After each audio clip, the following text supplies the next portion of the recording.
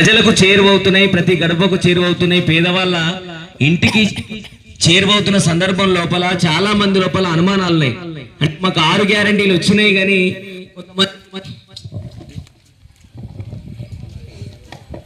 6 గ్యారంటీల లోపల కొంతమంది ఏమంటున్నారంటే సిలిండర్ రాలే బిడ్డ మాకు అని చెప్పి అడుగుతున్నారు.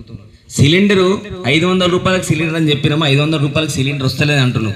మరి దానికి ఎందుకు రాలేదు ఏంటిది అని అంటే దాదాపుగా మనకు అర్హులైన వాళ్ళ ప్రతి ఇంటికి 500 రూపాయలు సిలిండర్ ఇస్తానని చెప్పింది.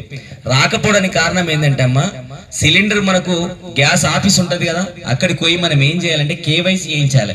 కేవైసీ అంటే ఏంటిదంటే మనము మన ఆధార్ కార్డు నంబరును మన బ్యాంక్ అకౌంట్ జిరాక్స్ తీసుకుపోయి మన ఒక ఫోటో తీసుకుపోయి వాళ్ళు ఇచ్చిన వివరాలు నింపి మన సంతకం చేసినట్లయితే ఖచ్చితంగా మనకు 500 రూపాయలకు సిలిండర్ వస్తుంది. అలాగే మహిళలందరి కోసం ఇక్కడ నుంచి రాష్ట్రం అంతా ఎక్కడికైనా ప్రయాణించడానికి ప్రభుత్వం ప్రవేశపెట్టిన పథకం ఏంటంటే ఉచిత బస్సు ప్రయాణం. ఖచ్చితంగా మాట ఇచ్చినట్టు దాదాపుగా ప్రతి తల్లి పెళ్లిళ్ళకు కానీ పేరెంటాలకు కానీ ఏ పుణ్యక్షేత్రాలకు కానీ ఎక్కడికైనా వెళ్ళడానికి రూపాయి ఖర్చు లేదు. ఒక ఆధార్ కార్డు చూపిస్తే రాష్ట్రం అంతా ప్రయాణించడానికి ఉచిత బస్సు ప్రయాణం ప్రవేశపెట్టింది. అలాగే 200 యూనిట్ల వరకు కరెంటు కాల్చుకుంటే పల్లె నుంచి పట్టణాల వరకు ప్రతి ఇంటింటికి 200 యూనిట్ల వరకు కరెంటు కాల్చుకుంటే ఉచిత కరెంట్ ఇస్తా అని చెప్పింది, ఉచిత కరెంట్ ఇస్తుంది. అలాగే రైతన్నలు చాలా మంది ఎదురు చూస్తున్నారు రుణమాఫీ అని చెప్పింది. 1,00,000 రూపాయల వరకు నిన్ననే 30 కోట్లు మన జిల్లాకు ప్రభుత్వం ఏం చేసింది, విడుదల చేసింది రుణమాఫీ కోసమే. కాబట్టి ఎవరు కూడా చింత చెందాల్సిన అవసరం లేదు, బాధపడాల్సిన అవసరం లేదు. కాబట్టి ప్రభుత్వం ప్రవేశపెట్టింది ఈ పథకాలన్నీ పేద ప్రజల కోసం, వాళ్ళందరూ బాగుండాలి, ఆడబిడ్డలు బాగుండాలి, ఆత్మగౌరవంతో బతకాలనే ఉద్దేశంతో ఇవన్నీ పథకాలు తీసుకొచ్చింది. ఈ పథకాలన్నీ ప్రజలకు చేరువవుతున్నాయి. ఇంకా ముఖ్యమైనది ఏదైతుందో రైతు భరోసా అని చెప్పి చాలా మంది రైతన్నలకు ఒక బాధ ఉంది. ఏంటంటే రైతు భరోసా ఇప్పటి వరకు వాళ్ళలేదు అని చెప్పి. రైతు భరోసా 15,000 రూపాయలు ఎకరాకి ఇస్తా అని చెప్పి మాటిచ్చిన ప్రభుత్వం ఏదైతే ఉందో 15,000 రూపాయలు ఖచ్చితంగా సంక్రాంతి వరకు మన అకౌంట్లో పడతాయి. నిన్ననే పేపర్లు వచ్చింది, మీ అందరికీ తెలుసు. అయితే ఎందుకు రాలేదు ఇన్ని రోజులు, ఎందుకు మరి లేట్ అయిందంటే మనకు రాళ్ళు రప్పలు గుట్టలు ఉన్న ప్రాంతం ఏదైతే ఉందో, సాగుకు అనువుగా లేని ప్రాంతం ఏదైతే ఉందో దానికి రైతు భరోసా రాదు. సాగుకు అనువైన భూమి ఏదైతే ఉందో, సాగు చేసే భూమి ఏదైతే ఉందో పంటల భూములకు మాత్రం ఖచ్చితంగా రైతు భరోసా ఎకరాకు 15,000 చొప్పున ఖచ్చితంగా ప్రభుత్వం ఇస్తుంది.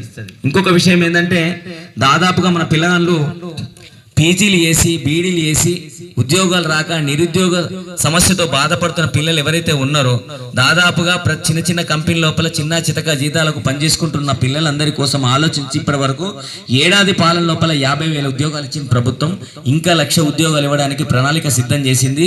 నిరుద్యోగ సమస్య తీర్చడానికి అడుగులు ముందుకేస్తుంది. అలాగే మన తెలంగాణ లోపల ఉమ్మడి ఆంధ్రప్రదేశ్ ఉన్నప్పుడు చాలా మంది గల్ఫాట బట్టిలు, ఎందుకంటే ఇక్కడ ఉపాధి కరువై అక్కడ ఏదో 4 రూపాయలు సంపాదించి భార్య పిల్లలకు దూరంగా తల్లిదండ్రులకు దూరంగా ఉండి పుట్టెడు శోకంతో ఇక్కడ నుంచి బయలుదేరి అక్కడ ఏదో గొప్పగా 4 డబ్బులు సంపాదించి ఇక్కడ మంచిగా గొప్పగా పోతామని చెప్పి అనుకున్న వాళ్ళకు ఏజెంట్ చేతిలో మోసపోయి అక్కడికి వెళ్ళిన తర్వాత పని దొరకక కళ్ళు వీళ్ళై ఎవరైతే జైలు జీవితం గడిపి జీవితం చిన్న భిన్నమైన పేద కుటుంబాలు, వాళ్ళు ఇప్పటికీ అప్పులు తీరని కుటుంబాలు ఏవైతే ఉన్నాయో వాళ్ళందరి కోసం ఆలోచించి ప్రభుత్వం గల్ఫ్ బాధితుల కోసం 5,00,000 రూపాయల ఎక్స్గ్రేషియా ప్రకటించింది.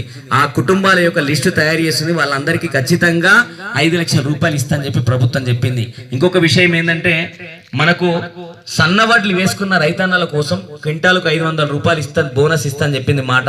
దాదాపుగా ప్రతి పల్లె లోపల రైతన్నలకు క్వింటాలకు 500 చొప్పున సన్నవడ్లు వేసుకున్న వాళ్ళకు 500 రూపాయలు బోనస్ పడుతుంది. ఇంకా నిలువ నీడలేని పేదవాళ్ళు ఎవరైతే ఉన్నారో, ఇల్లు లేని పేదవాళ్ళను గుర్తించి వాళ్ళందరి కోసం ఇందిరమ్మ ఇల్లు కట్టిస్తున్నది. ఆ మాట ప్రకారం ఖచ్చితంగా ఇందిరమ్మ ఇల్లు కట్టిస్తుంది. దీనంటికి ఏం చేసిందంటే ప్రభుత్వం సమగ్ర కులగణన సర్వే, సమగ్ర కుటుంబ సర్వే చేపట్టింది. ఇంటింటికి వెళ్ళి వివరాలు సేకరిస్తుంది. ప్రభుత్వం నుంచి ఏదైనా లబ్ధి వచ్చిందా, ప్రభుత్వ పథకాలు వస్తున్నాయా, ఇంకొకటి ఏంటంటే మీ పిల్లలకి ఏమైనా రిజర్వేషన్ వచ్చిందా, మీ పిల్లలకి ఎవరికైనా జాబ్ వచ్చిందా, ఉచిత కరెంట్ వస్తుందా, సిలిండర్ 500లకు వస్తుందా, మీకు ఆధార్ కార్డు ఉందా, రేషన్ కార్డు ఉందా, బ్యాంక్ అకౌంట్ ఉందా, భూమి ఎంత ఉంది, ఇవన్నీ వివరాలు అడుగుతున్నారు. అడిగినప్పుడు మనం ఖచ్చితంగా వాళ్ళకు సహకరించి విషయాలని చెప్పాలి. విషయాలని చెప్తే మనం ఎంత పేదరికంలో ఉన్నాం, మనకు ప్రభుత్వం నుంచి ఏం రావాలి ఏంది అనేది వాళ్ళు వివరాలు తెలుసుకుంటారు. ఖచ్చితంగా సమగ్ర కులగణన సర్వే, కుటుంబ సర్వే తర్వాత 100% మనకి ఏ పథకం రావాలో అది ప్రతి ఇంటింటికి ఖచ్చితంగా చేరుతుంది. కాబట్టి అధికారులకు ఈ విషయం లోపల మనం సహకరించాలి. దీన్ని అదును వేసుకొని సైబర్ నేరగాళ్ళు ఏం చేస్తారంటే ఫోన్ చేసి ఫోన్లల్లో వివరాలు అడుగుతారు. మీ ఆధార్ కార్డు నంబర్ ఎప్పుల్లి, మీ బ్యాంక్ అకౌంట్ నంబర్ ఎప్పుల్లి అని చెప్పి అడిగితే దయచేసి ఏ తల్లులు కానీ ఏ బాబులు కానీ ఖచ్చితంగా ఈ వివరాలు ఫోన్లో మాత్రం చెప్పదు. అధికారులు మన ఇంటికి వచ్చినప్పుడు మనం చెప్పాలి. ఎందుకంటే ఫోన్లలో చెప్పిన అనుకో మన బ్యాంకులో ఉన్న డబ్బు మొత్తం మాయ చేస్తారు. కాబట్టి మనం ఏం చేయాలంటే అధికారులు ఇంటికి వచ్చినప్పుడు మాత్రమే మనకి ఏమొస్తుంది ఏమొస్తలేదు, మనకి ఎంత ఉంది ఉందా లేదా అనే విషయం మాత్రం ఖచ్చితంగా తెలియజెప్పాలి. ప్రభుత్వం నుంచి ఏమైనా వస్తే మాత్రం ఇది వస్తుంది ఇది వస్తే లేదనే విషయం చెప్పాలి. ఇవన్నీ ప్రజల కోసం ప్రవేశపెట్టిన పథకాలు, పేద ప్రజల కోసం. వాళ్ళు ఖచ్చితంగా తీసుకోవాల్సిన బాధ్యత మన మీద ఉంది. ఇవ్వాల్సిన బాధ్యత వాళ్ళకి ఎంత ఉందో తీసుకోవాల్సిన బాధ్యత కూడా మన మీద ఉంది. కాబట్టి వచ్చినప్పుడు ఖచ్చితంగా అధికారులను అడుగుడే, రాని పథకాల గురించి తెలుసుకోవాల్సిన బాధ్యత మన అందరి మీద ఉందని చెప్పి తెలియజేస్తూ దీన్ని ఉద్దేశించి మా మిత్రుడు పలిగిరి రాజేందర్ గారి లోపల ఒక మంచి పాట విందాం. అండదండగా నిలిచిందన్నా, అభయహస్తమే ఇచ్చిందన్నా, 6 గ్యారంటీలు తెచ్చిందన్నా, వచ్చింది ప్రజాపాలన కదలిరారవురన్నా, వచ్చింది ప్రజాపాలన కదలిరారవురన్నా, ఇచ్చింది సంక్షేమ దీవెన ఇందిరమ్మ రాజానా, ఇచ్చింది సంక్షేమ దీవెన ఇందిరమ్మ రాజానా, వచ్చింది ప్రజాపాలన కదలిరారవురన్నా, వచ్చింది ప్రజాపాలన కదలిరారవురన్నా, ఇచ్చింది సంక్షేమ దీవెన ఇందిరమ్మ రాజానా, ఇచ్చింది సంక్షేమ దీవెన ఇందిరమ్మ రాజానా, గూడు లేని మన పేదలందరికీ ఇందిరమ్మ ఇల్లు గ్యారంటీ, ఇందిరమ్మ ఇల్లు గ్యారంటీ, ఇందిరమ్మ ఇల్లు గ్యారంటీ, ఇంటి జాగా మరియు 5 లక్షల ఆర్థిక సాయం గ్యారంటీ, ఆర్థిక సాయం గ్యారంటీ, ఆర్థిక సాయం గ్యారంటీ, ఉద్యమకారుల కుటుంబాలకు ఇళ్ల స్థలాలు గ్యారంటీ, ఇళ్ల స్థలాలు గ్యారంటీ, ఇళ్ల స్థలాలు గ్యారంటీ, 200 యూనిట్ల వరకు ఉచిత కరెంటు గ్యారంటీ, వచ్చింది ప్రజాపాలన కదలిరారవురన్నా, ఇచ్చింది సంక్షేమ దీవెన ఇందిరమ్మ రాజానా, వచ్చింది ప్రజాపాలన కదలిరారవురన్నా, ఇచ్చింది సంక్షేమ దీవెన ఇందిరమ్మ రాజానా, ఇచ్చింది ప్రజాపాలన ఇందిరమ్మ రాజానా, ఇచ్చింది సంక్షేమ దీవెన ఇందిరమ్మ రాజానా, ప్రతి నెల మహిళలందరికీ 2,500 గ్యారంటీ, 2,500 గ్యారంటీ, 2,500 గ్యారంటీ, వంట గ్యాసు సిలిండరు 500కు గ్యారంటీ, 500కు గ్యారంటీ, 500కు గ్యారంటీ, ఆర్టీసీ బస్సులు ఆడపిల్లలకు ఉచిత ప్రయాణం గ్యారంటీ, ఉచిత ప్రయాణం గ్యారంటీ, ఉచిత ప్రయాణం గ్యారంటీ, మహిళలకు రాతమారుంది గ్యారంటీ, వచ్చింది ప్రజాపాలన కదలిరారవురన్నా, ఇచ్చింది సంక్షేమ దీవెన ఇందిరమ్మ రాజానా,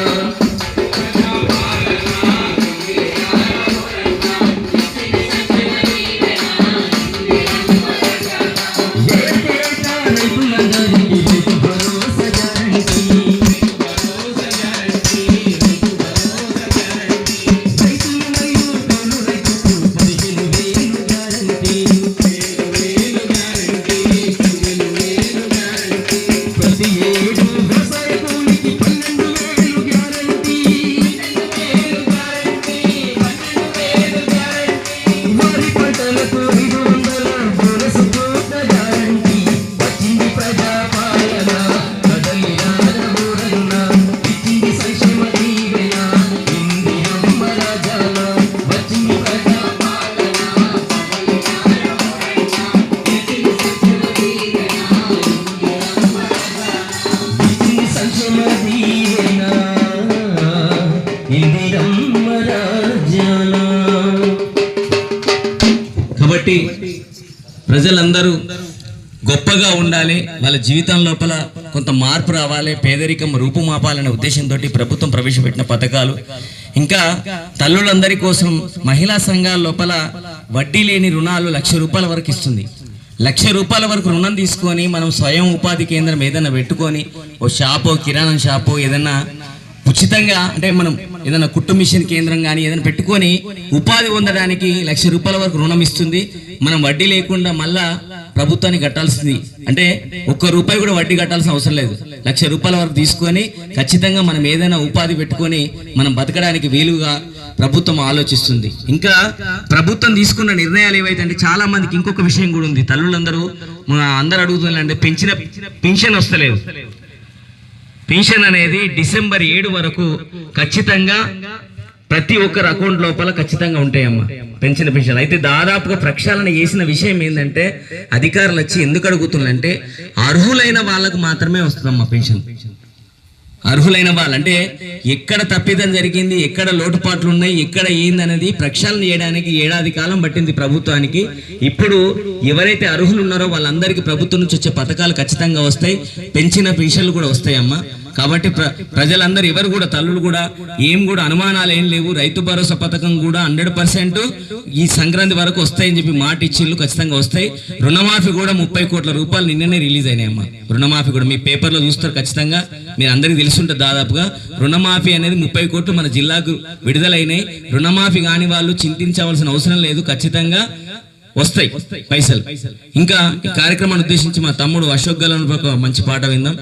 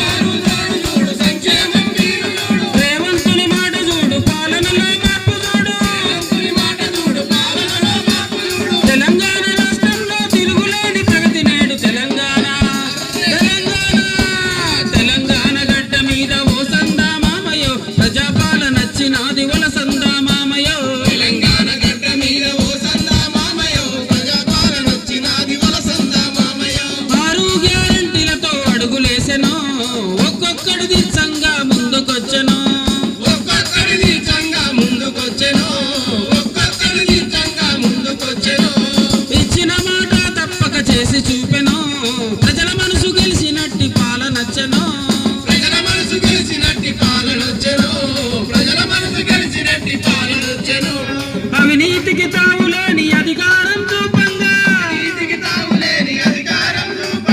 అక్రమాల చేసినట్టి దొంగలను ధర్మంగా, అన్ని వర్గాల ప్రజల మనసు గెలిచినాదమ్మా తెలంగాణ. తెలంగాణ గడ్డ మీద మోసందా మామయ్యో, ప్రజాపాలన నచ్చినాది వలసందా మామయ్యో. తెలంగాణ గడ్డ మీద మోసందా మామయ్యో, ప్రజాపాలన నచ్చినాది వలసందా మామయ్యో. ఇందిరమ్మ రాజ్యంలో మోసందా మామయ్యో, రందిలేని బతుకునిచ్చే వలసందా మామయ్యో.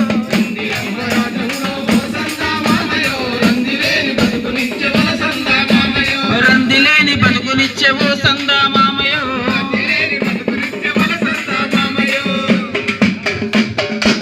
కాబట్టి ఇది జిల్లా కలెక్టర్ గారి ఆదేశానుసారం జిల్లా పౌర సంబంధాల అధికారి గారి నేతృత్వం లోపల ప్రభుత్వానికి ప్రజలకు మధ్య వారధిగా తెలంగాణ సాంస్కృతిక సారథి కళాకారులచే ఇక్కడ ప్రజాపాలన ప్రజా విజయోత్సవాల భాగంగా ఈ కార్యక్రమం మన నంచర్ల గ్రామంలో నిర్వహించడానికి సహకరించిన మండల ఎంపీడీఓ గారికి మరియు పంచాయత్ సెక్రటరీ గారికి, పంచాయత్ సిబ్బందికి, తల్లులందరికీ, మరి రైతన్నలకు విన్న మీ అందరికీ పేరు పేరున కృతజ్ఞతలు తెలుపుతూ ముగిస్తున్నా. థ్యాంక్ యూ, ధన్యవాదాలు.